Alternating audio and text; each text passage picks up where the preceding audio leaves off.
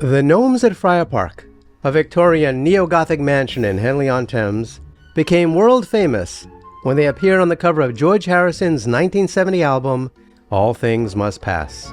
Photographed by Barry Feinstein, the iconic image shows George seated among four large terracotta gnomes on the estate's main lawn. Their weathered faces and whimsical poses capturing Friar Park's eccentric charm. These gnomes, however, have a story stretching back to the late 19th century, their secret lives woven into the estate's history. From their origins under Sir Frank Crisp to their rediscovery by George and Patty, these diminutive figures have played a starring role in Friar Park's magical legacy.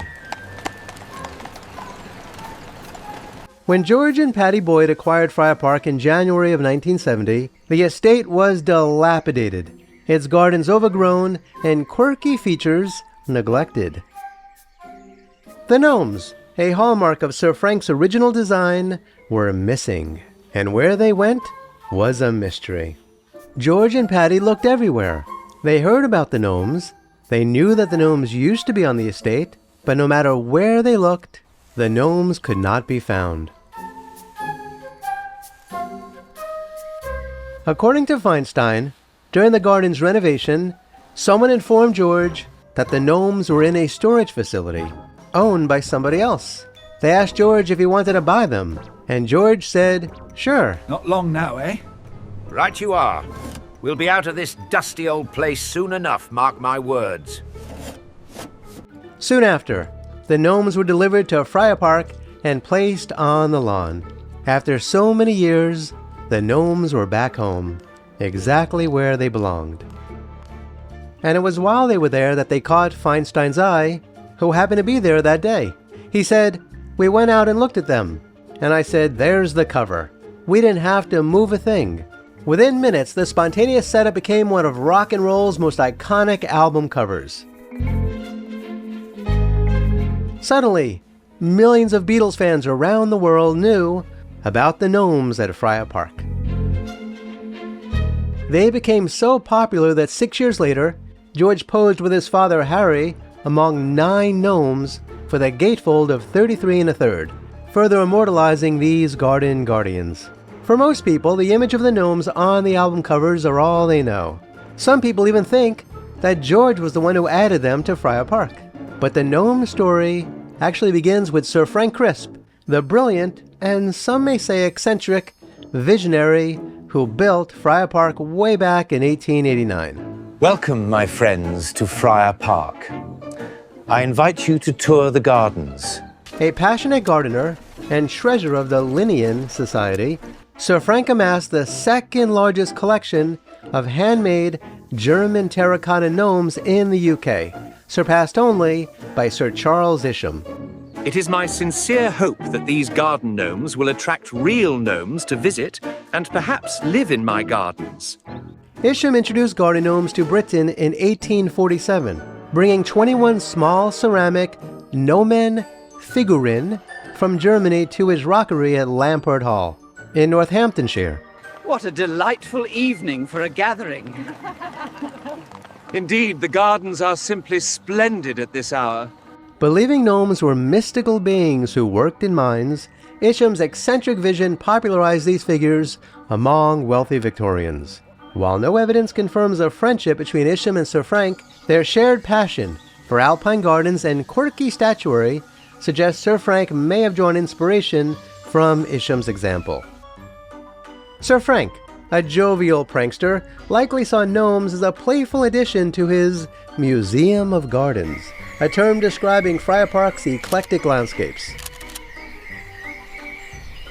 Sir Frank's collection, numbering around 100 large gnomes, was sourced from Vallis galleries in London, like Ferdinand Maresch in Bohemia, part of the Austro-Hungarian Empire. These gnomes, some up to 3 feet tall, were hand-painted and designed as miners, gardeners, or portier gate guardians, as seen in late 19th century catalogs. Unlike Isham's smaller figures, Sir Frank's gnomes were bold, often placed in the estate's 4-acre alpine garden, which featured a 29.5-foot replica of the Matterhorn in an area built up from 7,000 tons of Yorkshire stone. The gnomes populated man-made caves and grottos and underground passages, enhancing the garden's theatricality. Some stood as sentinels, others nestled among alpine plants, reflecting Sir Frank's humor, evident in features like a friar statue holding a holy frying pan and a plaque reading, "To Holy Friars." Sir Frank opened the gardens to the public weekly during spring and summer, making the gnomes a spectacle for visitors.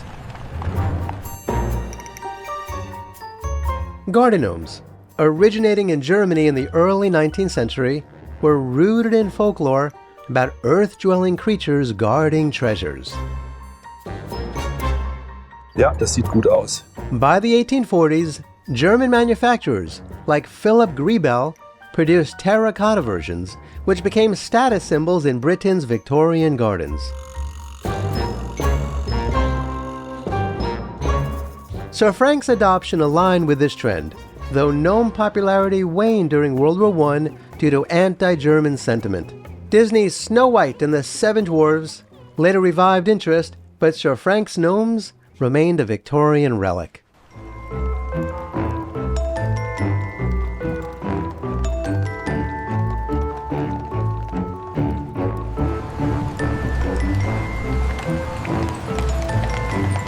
After Sir Frank's death in 1919, Friar Park was sold to Sir Percival David, a sinologist, who maintained the gardens until his divorce in 1953. These pieces, excavated in China, were displayed in London to great praise. Little is known about Sir Percival's interaction with the gnomes, but the estate remained open to the public until World War II, suggesting they were still displayed.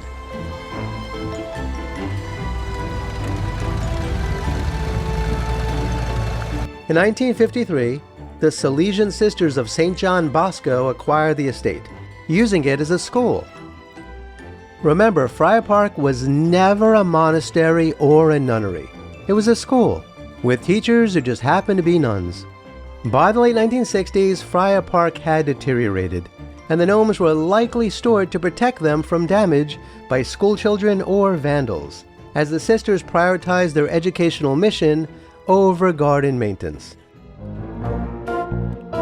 Right then, not long now, eh? Indeed, rescue is imminent, chaps. Aye, we'll be out of this dusty old hole soon enough. This storage explains why George and Patty couldn't find them initially. They were no longer on the property. George's rediscovery of the gnomes not only revived their prominence, but also tied them to his creative legacy, with songs like Ballad of Sir Frankie Crisp, Let It Roll, celebrating the estate's history. Today, the gnomes remain a symbol of Friar Park's whimsical spirit, their secret lives enduring through Sir Frank's vision, George's restoration, and their unexpected stardom on a global stage.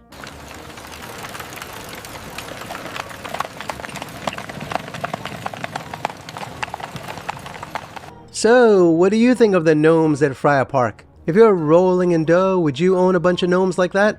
You know I would. Please share your thoughts in the comments below. Kindly remember to like, share, and subscribe, and hit the notification bell.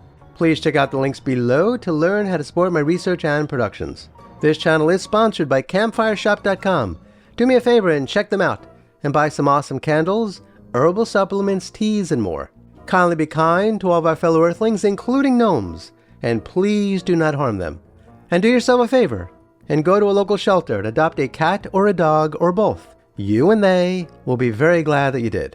Until next time, I wish you safe travels on all your journeys.